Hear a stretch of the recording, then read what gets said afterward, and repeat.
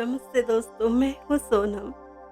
आप सभी का स्वागत करती हूँ love story in Hindi podcast channel पर। आप सुन रहे हो प्रेम रंग। अभी तक आपने बहुत कुछ रंग प्यार के देखे हैं, मोहब्बत के देखे हैं, जुदाई देखी है, दर्द देखा है, झगड़े देखे हैं और वो हादसा, वो भयानक बाढ़ और फिर सुहानी और राज डूब गए थे। वो एक गांव में बहते हुए आ जाते हैं और गांव के लोग उन्हें बचा लेते हैं। चले अब आगे क्या होता है सुनते रहिए प्रेम रंग एपिसोड नंबर 99। राज सुहानी एक गांव में। सब जगह सिर्फ सुहानी और राज की बात होती है। मुखिया का बड़ा बेटा जब पहली बार सुहानी को देखता है तो पागल सा हो जाता है। सोचता है अगर ये यही रह जाए, मेरी बन जाए तो बस जिंदगी बन जाएगी। अपने दोस्तों से कहता है मैं इसी लड़की से शादी करना चाहता हूँ। वो जो कोई है ना उसको दूर करना पड़ेगा, चाहे कुछ भी हो जाए। मैं इस लड़की को अब गांव से जाने ही नहीं दूंगा। ये सिर्फ मेरी है और मेरी बनकर ही रहेगी। मुखिया का बेटा सब गांव वालों के लिए परेशानियों का कारण बना हुआ था कि न जाने कितनी बार लोग उसके पिताजी से शिकायत करते हैं, लेकिन वो अपने माता पिता से डरता ही नहीं है। मुखिया का बेटा आज भी अपनी ही मनमानी करता रहता है।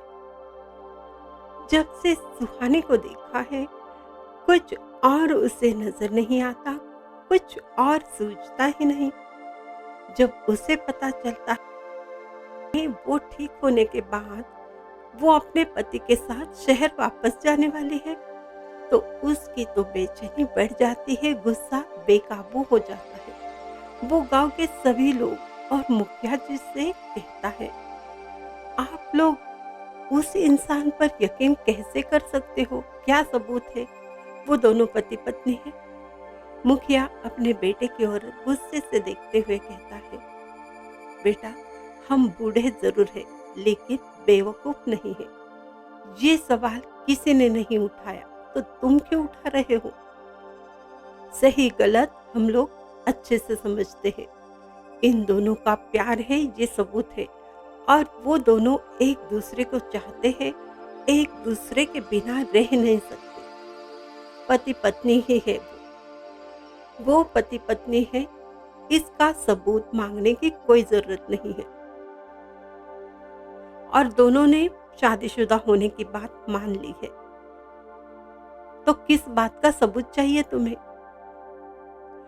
और वो शादीशुदा है ये पूरे गांव ने मान लिया है तो तुम्हें किस बात का सबूत चाहिए?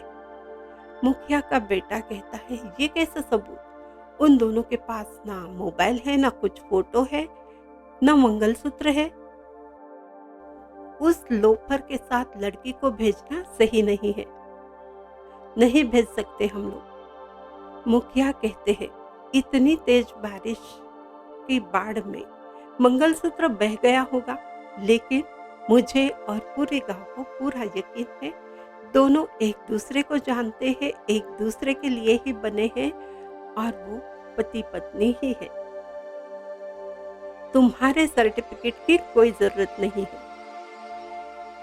देखो बेटा, तुम हमारे काम में दखल अंदाजी ना करो, जाओ यहाँ से, अपना काम करो। इस बात पर मुखिया का बेटा बहुत गुस्सा हो जाता है। सबके सामने इंसल्ट हुआ सोचकर बाहर चला जाता है। मन ही मन ठान लेता है चाहे कुछ भी हो जाए ये सुहानी उस राज के साथ नहीं जाएगी। मेरा दिल आ गया है और वो यही रहेगी इसी गांव में।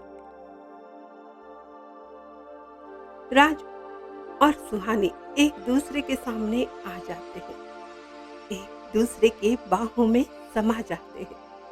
बोलने के लिए कोई शब्द नहीं, आंसुओं की बरसात। सच्चे प्यार करने वालों को खुद भगवान ने मिलाया था। एक अविश्वसनीय अनोखी मोहब्बत की दास्तां जो खत्म नहीं हुई थी। प्यार, मोहब्बत, इश्क के जुनून के रंगों को चारों ओर बिखेर रही थी। यही मोहब्बत थी उन दोनों की कहानी। हर एक की जुबानी थी। अब राज सुहानी की तबीयत सही हो गई थी, तो वो सोचते हैं क्यों ना घर वापस चले जाए, लेकिन अभी भी किसी से कांटेक्ट नहीं हो पा रहा था। फिर भी दोनों एक दूसरे के साथ तो है। अब टेंशन की वैसी कोई बात ही नहीं थी। और उन्होंने गांव वालों को भी बताया था कि वो दोनों शादीशुदा है और फिर दोनों साथ ही रहते हैं।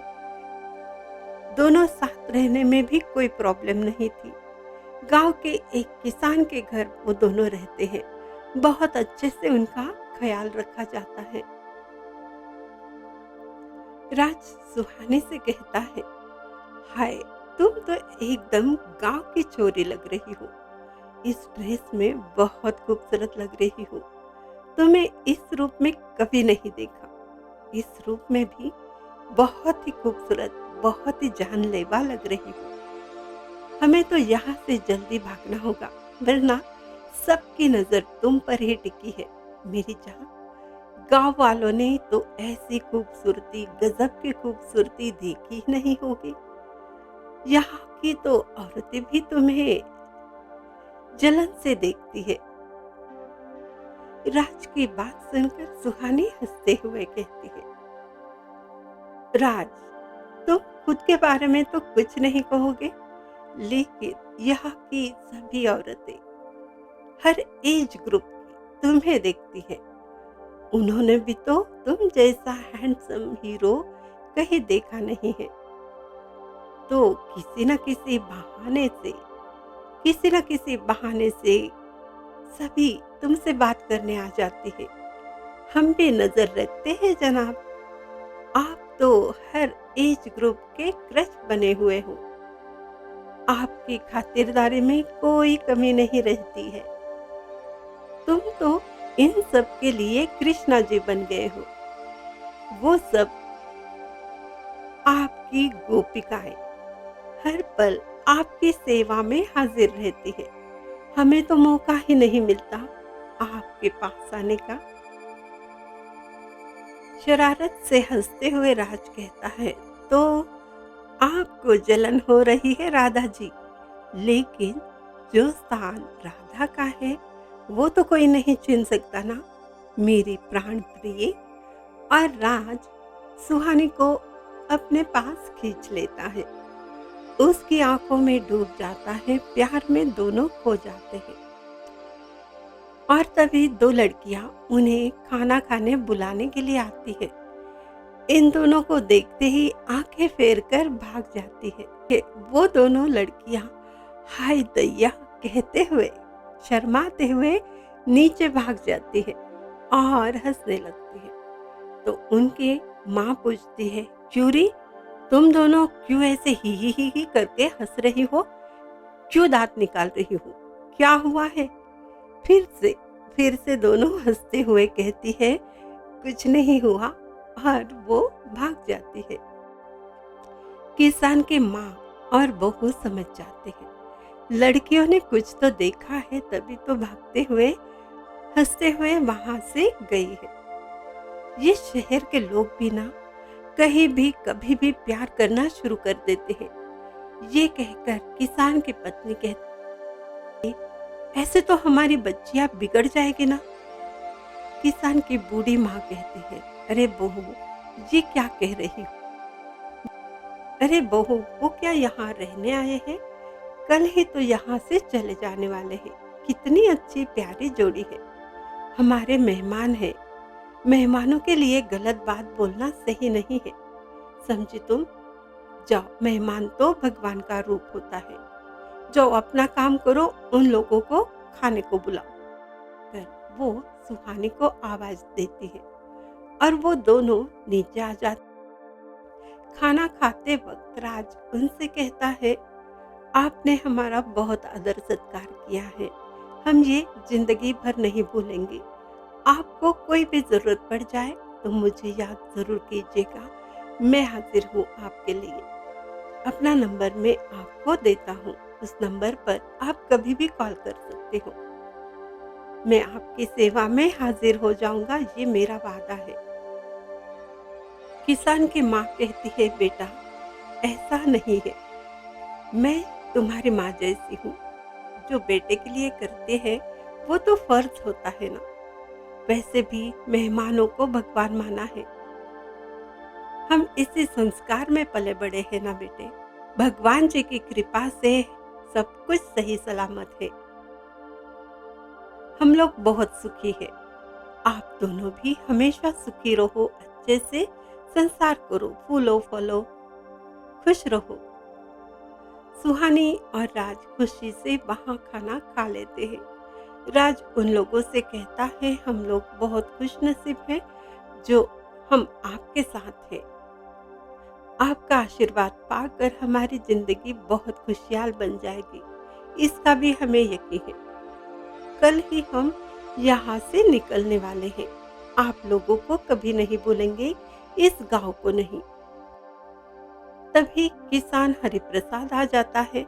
आते ही कहता है, गांव में पुलिस आई हुई है, आपसे मिलना चाहती है और आपके जाने की व्यवस्था भी कर ली है। आप अब खुशी खुशी अपने घर जा सकते हो। राज सुहानी भी बहुत खुश हो जाते हैं, कहते हैं, थैंक यू हरिप्रसाद जी, आपने हमारे लिए जो कुछ किया है, आपके उपकार हम जिंदगी भर नहीं भूल सकते। कभी आपको जरूरत पड़े तो हमें याद जरूर कीजिएगा। हरिप्रसाद कहता है, आप दोनों की जान बच गई, ये बहुत बड़ी बात है। और हाँ, हम भी आप लोगों को कभी नहीं भूलेंगे। आपकी जोड़ी ऐसे ही सही सलामत रहे, यही दुआ हम करते हैं। और बस एक रात का ही सवाल था। दूसरे ही दिन सुबह मॉर्निंग पुलिस की सहायता से वो दोनों अपने सिटी में जाने वाले थे, अपने घर, अपने परिवार के पास जाने वाले थे। एक एक पल एक साल जैसा लग रहा था। नींद कहाँ उड़ गई पता नहीं। सबके चेहरे नजर आने लग गए, बहुत बेचैनी थे। बहुत देर बाद अचानक से नींद आ जाती है। खुले आसमां के नीचे छत पर तारों के बीच में वो दोनों सो जाते हैं। गांव की ठंडी हवा उन्हें पता ही नहीं चलता कब वो नींद में खो जाते हैं। सुबह उठते ही भी तैयार होकर निकलते हैं। गांव के सभी लोग उनको विदा करने आ जाते हैं।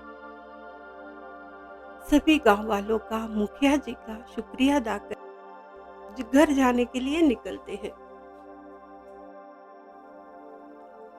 उनकी गाड़ी का भी बंदोबस्त हो जाता है। एक ड्राइवर जो कच्चे रास्ते से उन्हें शहर की ओर ले जाने लगता है।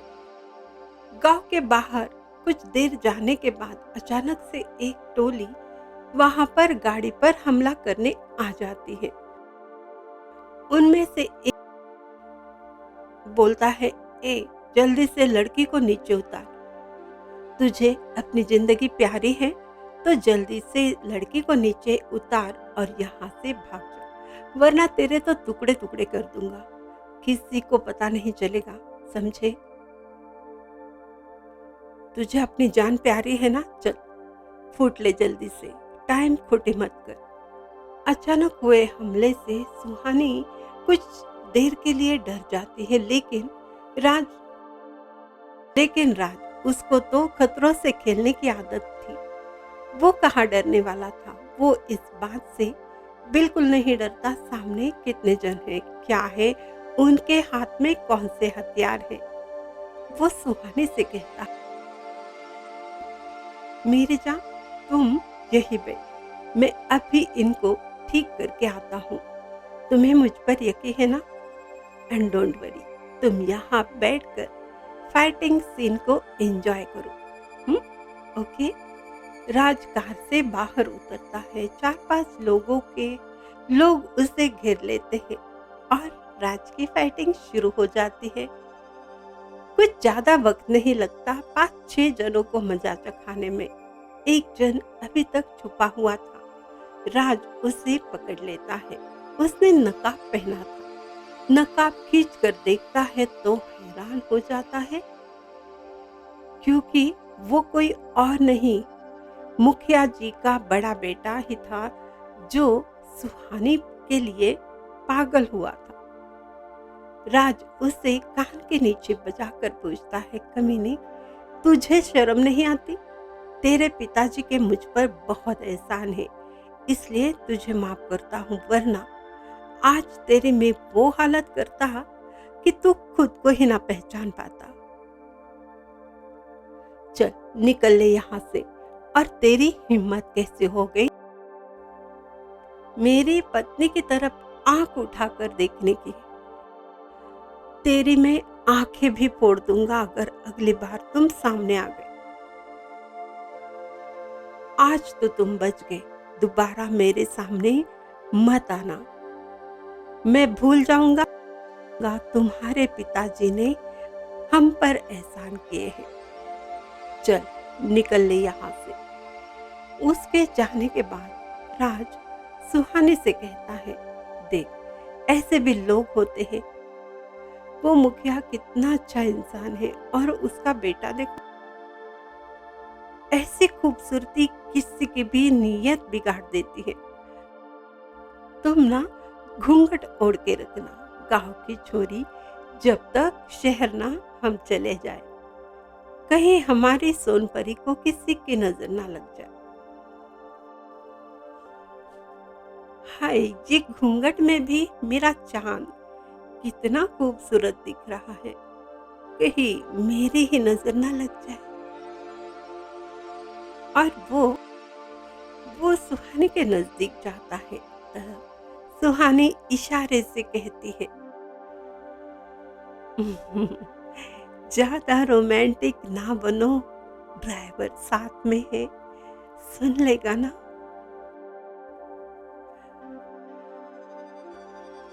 और अब उन्हें इंतजार है बेसब्री से अपने घर जाने का, अपने घर वालों को मिलने का। दोनों यही सोचते हैं कि अब कोई मुसीबत ना आ जाए। तो दोस्तों, ये था प्रेम रंग। आपने सुना। अब तो राज और सुहानी अपने घर की ओर जा रहे हैं। मुसीबतें बहुत सारी थी, और उन मुसीबतों से वो बाहर भी निकले हैं। जिंदगी और मौत की लड़ाई भी उन्होंने लड़ी है, वो जीत गए हैं। आपको करना है थोड़ा सा इंतजार, सब्सक्राइब कीजिए और इस लव स्टोरी का मजा लीजिए। आप अगर पहले एपिसोड से अब तक सुन रहे हो तो आपको ये स्टोरी कैसे लगी, आप हमें जरूर बताइएगा। आप ऐसे ही कमेंट्स करते रहिए, लाइक कीजिए, शेयर कीजिए, और स्पॉटिफाई जैसे चैनलों पर हमें फॉलो कीजिए, कमेंट्स कीजिए, और थोड़ा सा इंतजार, और वही प्रेम रंग में रंगते रहिए।